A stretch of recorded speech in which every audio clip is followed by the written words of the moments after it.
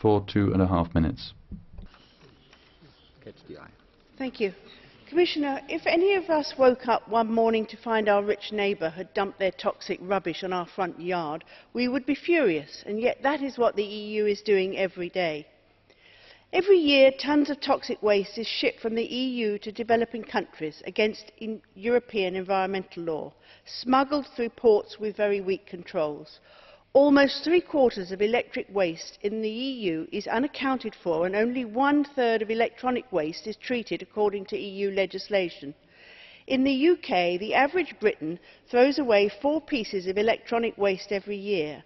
That's 500,000 tonnes of broken TVs, computers and phones, but over half of this is not recorded as being recycled.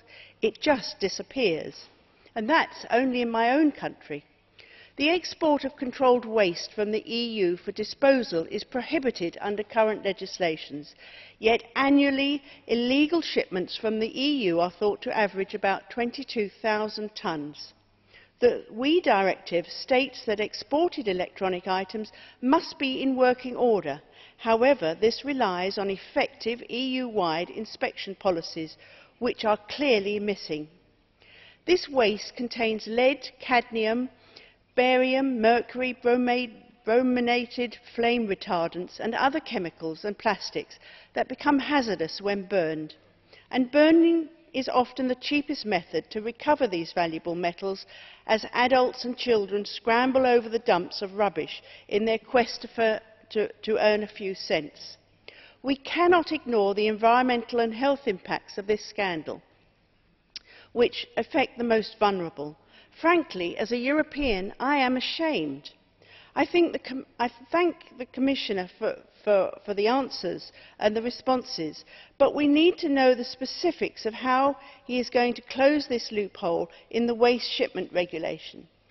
Does the Commission have any plans to address the tonnes of EU waste already dumped in African countries?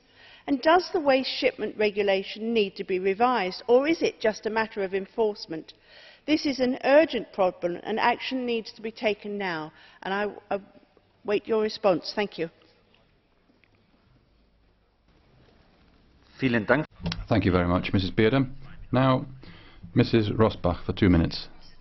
Thank you, President.